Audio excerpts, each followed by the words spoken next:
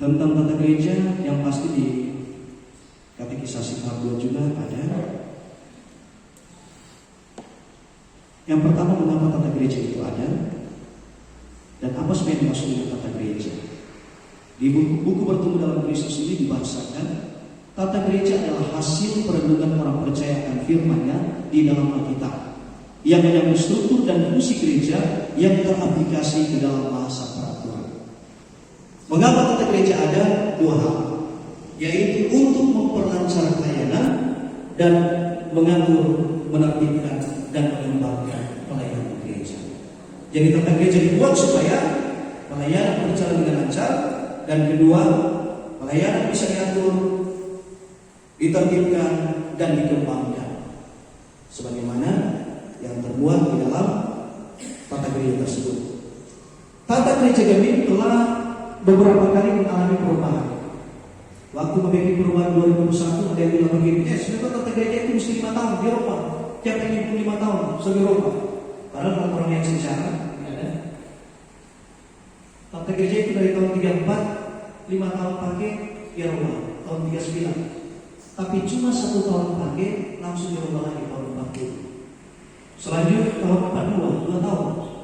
Baru dia agak lama, sekitar 9 tahun di Eropa pada tahun 1951.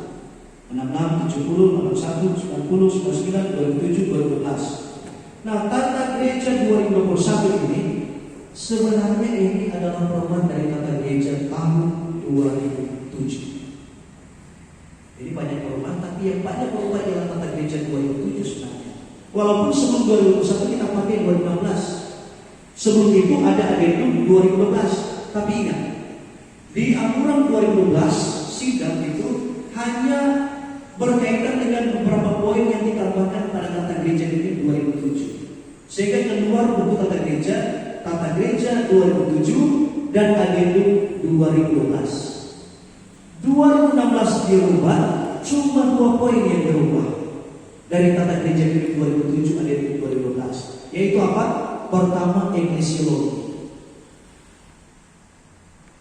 Gembira bukan cuma ada di tanah Minahasa, tetapi menjadi gereja global di luar tanah Minahasa. Itu perubahan pertama 2016. Perubahan yang kedua ialah mencantumkan pengakuan iman Gembira di dalam tata gereja. Cuma 2 poin itu yang berubah, banyak yang tidak berubah. Maka perubahan baru dilakukan pada tahun 2021. Ini menyentuh banyak hal sesuai kebutuhan dan masalah yang terjadi dalam pelayanan yang harus dijawab dengan tata gereja. Di situ Pendeta Robi Rumayar termasuk menjadi tim yang turut merumuskan tata gereja Gembira 2021. Pengenalan saja, tata gereja ini secara umum terdiri dari 2 bagian. Pertama yang namanya tata dasar, yang kedua 7 buah peraturan. Tata dasar ini menjadi dasar dari 7 buah peraturan. 7 buah peraturan ini menjabarkan apa yang ada di dalam tata dasar. Nah, tata dasar itu berisi 2 bagian, yang namanya pembukaan dan bagian isi. Di bagian pembukaan itu ada ucapan syukur dan ada bicara tentang eklesiologi juga. Kemudian ada bagian isi 15 bab dan 38 pasal. Selanjutnya tentang 7 peraturan.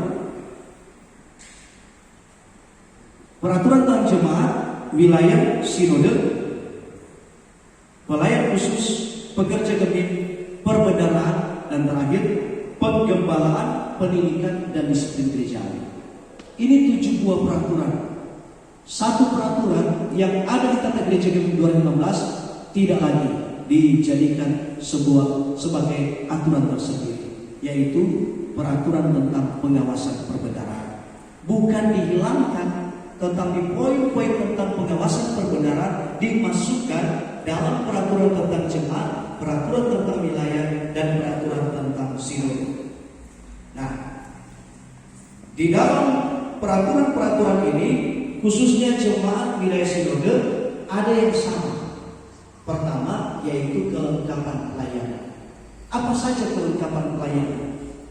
Kelengkapan pelayanan yang pertama ialah majelis jemaat, majelis wilayah, majelis sinode.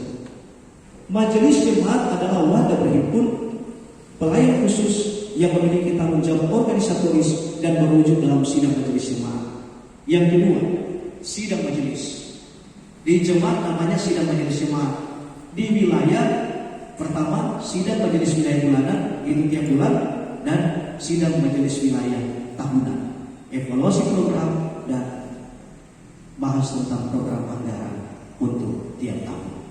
Sinode yang namanya apa? Sidang majelis sinode. 5 tahun sekali sidang majelis sinode tahunan tiap tahun, dan sidang majelis sinode istimewa untuk menggumuli hal-hal tertentu seperti perubahan tata gereja. Yang ketiga namanya badan pekerja majelis jemaat.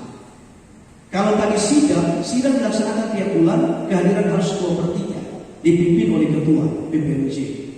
Demikian juga untuk badan pekerja majelis jemaat, melaksanakan rapat sekali dalam sebulan. Kemudian bisa dilaksanakan dalam sistem daring. Sidang juga seperti itu. Seperti karena pandemi, maka tata gereja dibuat.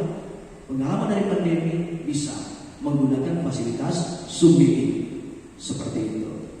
Dilangsungkan 2/3, baru sah mengambil keputusan. Itu 3 kelengkapan jemaat wilayah sinode. Selain kelengkapan pelayanan, ada yang namanya perangkat pelayanan. Apa saja perangkat pelayanan? Dan ini perlu kita tahu karena ada berubah. Dulu di bagian dari kelengkapan pelayanan, sekarang ada beberapa hal telah menjadi bagian dari perangkat pelayanan.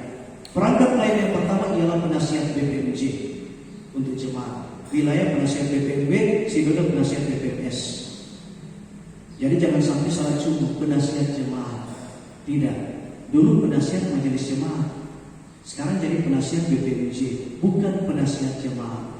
Jadi memberikan nasihat kepada siapa? Kepada BPMJ. Sehingga hadir atau tidak hadir dalam sidang tergantung kebutuhan dan tergantung undangan dari badan pekerja. Jangan kemudian akhirnya penasihat ini pikir kita lebih tinggi dari semua majelis jemaat, kita yang mengatur pada orang, kita lebih tinggi dari BPMJ. Tidak. Kedua yang namanya komisi pengawas perbendaharaan. Dulu namanya badan pengawas perbendaharaan, tapi dipikir masakan dalam sebuah badan ada 2 badan, dalam sebuah lembaga ada 2 badan, BPMJ, BPPJ. Maka dibuat namanya komisi pengawas. Tetapi fungsinya, kewenangannya sama, tidak berubah. Malahan tentang pengawasan perbendaharaan diatur lebih ketat lagi. Sampai ada efek jerah, ada sanksi hukum. Bisa, karena penyalahgunaan keuangan bisa diproses secara hukum. Lalu tata gereja tidak ada seperti itu. Karena dia akan mau diperiksa 1 tahun 2 semester, masuk ke 2 tahun, tahun kedua 1 semester tidak mau diperiksa. Bisa karena itu. Kemudian dalam sidang diusulkan kepada BPMS untuk memberhentikan dia. Karena apa? Tidak mau diperiksa oleh komisi pengawas perbendaharaan. Lalu tidak ada. Ketiga, komisi pelayanan kategorial itu adalah perangkat pelayanan yang membantu BPMJ melaksanakan pelayanan di bidang kategorial. Yang keempat namanya komisi kerja dan panitia. Komisi kerja itu 1 periode sesuai dengan periode BPMJ. Tapi kalau panitia bersifat temporer sesuai dengan kegiatan dan kebutuhan yang ada. Kelima, perangkat pelayanan yaitu kelompok pelayanan manusia.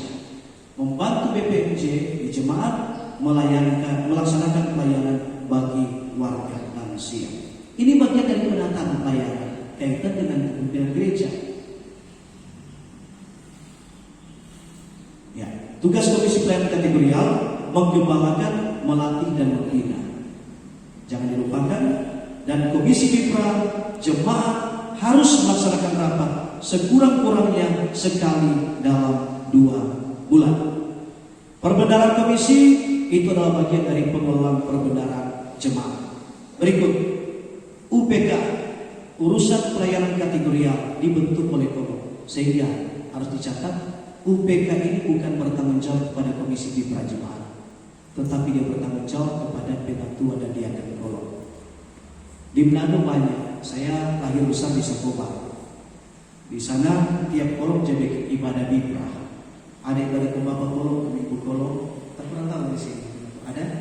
Nah, musim ingat Kalau persembahan di Bipra Kolong bukan store bagi para jemaat, tetapi lewat diaken Kolong. Karena apa? UPK ini dibentuk oleh diaken dan penatua di Kolong. Jadi bertanggung jawab ke Kolong. Kalau UPK akan dilibatkan hadir dalam konsultasi tahunan Komisi Bipra Jemaat, Komisi Bipra Kasih Undangan, harus melalui penatua dan diaken Kolong. Itu tata gereja, ada atur. Ini boleh langsung, korator Bapak Kolong 5 kamari dulu, orang berapa harus lewat, karena mereka adalah perangkat yang ada di Kolong. Selain UPK ini, tadi saya katakan bisa dibentuk urusan pelayanan diakonia dan urusan pelayanan doa di masing-masing Kolong. Kaitan dengan ketertiban pelayanan jemaat itu di bab 14 tata gereja. Sakramen baptisan kudus itu bisa dilaksanakan bagi anak-anak dan orang dewasa dalam ibadah jemaat di gedung gereja, di dalam gedung gereja, yang harus diawali dengan katekisasi bagi orang tua dan calon orang tua baptisan. Orang tua dan calon orang tua baptisan haruslah anggota SIM jemaat. Sekarang yang pakai saksi, istilah saksi. Enggak tahu di mana? Bahasa saksi jemaat ini. Apa? Saksi apa? Saksi baptisan. Kalau perkawinan tetap istilah saksi. Tapi kalau baptisan tidak lagi menggunakan istilah saksi, tetapi orang tua baptis. Mengapa? Karena yang jadi saksi adalah semua jemaat yang menyaksikan baptisan itu. 12 orang yang dipilih itu disebut sebagai orang tua baptis. Karena apa? Dia punya tanggung jawab seperti tanggung jawab orang tua bagi anak yang akan dibaptis. Peneguhan siri diberlakukan bagi mereka yang telah mencapai usia 17 tahun. Perjamuan kudus sesuai masa tata gereja kalau di aras jemaat itu dilaksanakan 4 kali. Pertama saat Jumat Agung. Kedua, ulang tahun ya HUT-PI sampai bulan Juli. Ketiga,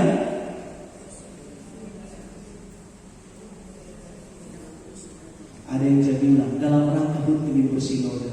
Nanda ada. Tapi yang ketiga itu perjamuan kudus sedunia. Semua perjamuan kudus sedunia kan minggu pertama Oktober. Sehingga orang kira itu dalam rangka HUT-PI bersinode. Tidak. Tapi bahasa tata gereja perjamuan kudus sedunia. Yang keempat, perjamuan kudus. Nah, ini yang orang mesti bikin perbaikan, luruskan sesuai tata gereja baru. Yang keempat namanya perjamuan kudus di minggu-minggu Advent. Minggu Advent berarti sebelum tanggal 25 Desember. Masih terbiasa dengan JBK apa? Tanggal 31 Desember akhir tahun. Padahal kalau bahasa tata gereja perjamuan kudus dilaksanakan pada minggu Advent untuk apa? Mengingat bahwa Yesus yang datang yang lahir dalam kehinaan adalah Dia yang berkarya kemudian mati di kayu salib dan bangkit dari kematian. Karena apa? Perjamuan kudus itu mengingat karya kematian dan kebangkitan Kristus. Karena itu dilaksanakan di minggu-minggu Advent, bukan di akhir tahun. Di akhir tahun bisa dilaksanakan yang namanya perjamuan kasih akhir tahun bagi semua yang sesidi maupun yang belum sidi.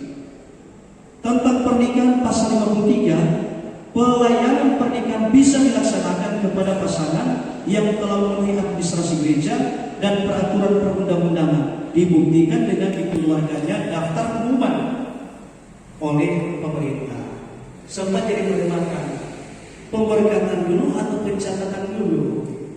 Ada yang menerapkan pemberkatan dulu, tapi ada kabupaten yang enggak. Ada yang catat dulu, tapi di kabupaten lain ada.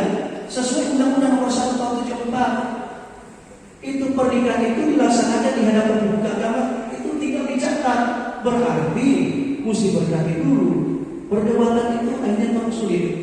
Di perumusan tata gereja ini keluar rusak ini. Jadi soal pemberkatan atau pencatatan silakan dikomunikasikan. Yang penting bahwa mereka yang akan dicatat atau yang akan diberkati adalah mereka yang telah memenuhi syarat sesuai administrasi pemerintah dan gereja, dibuktikan dengan apa? Dikeluarkan daftar pengumuman perkawinan oleh pemerintah. Sehingga kalau pemerintah selesai keluar daftar pengumuman, berarti memenuhi syarat. Jadi jangan takut para pendeta-pendeta berkati. Kalau ada kendala, pemerintah yang tanggung jawab, karena orang yang keluarkan itu daftar pengumuman perkawinan.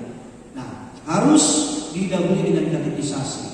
Ke depan memang digumuli, cuma sampai sekarang kan ketua wilayah belum keluar bahkan tuh, soalnya keluar tuh katekisasi perkawinan ya, katekisasi pernikahan yang buku itu kurikulum diatur supaya jangan cuma satu kali, jangan hari Sabtu besok mau kawin, Jumat malam baru bikin tuh katekisasi, cuma 1 jam tuh katekisasi, mau buat bagaimana tuh keluarga, 5 tahun kawin langsung pisah. Dasar kurang kuat, apalagi kalau jamaah masuk pemuda, tidak dibekali pemuda. Sehingga ke depan memang diharapkan itu ada kurikulum. Jadi ada berapa kali pertemuan. Kalau saya di kawan-kawan, laksanakan itu minimal 3 kali pertemuan sebelum datang ke perkawinan. 2 pertemuan pertama khusus mempelai, calon mempelai, 2 kali di pastori datang atau di gereja mempelai. Yang ketiga itu dorang dan orang tua harus hadir. Kecuali dari luar daerah apa yang sulit terjangkau ada yang mewakili. Malah kalau orang di sana sampai saksi diundang hadir. Mengapa? Pertama masih ingat orang tua. Ada banyak pengalaman, banyak kasus. Justru keluarga cerai karena orang tua masuk campur. Orang tua masuk campur ke anak-anak, akhirnya cerai.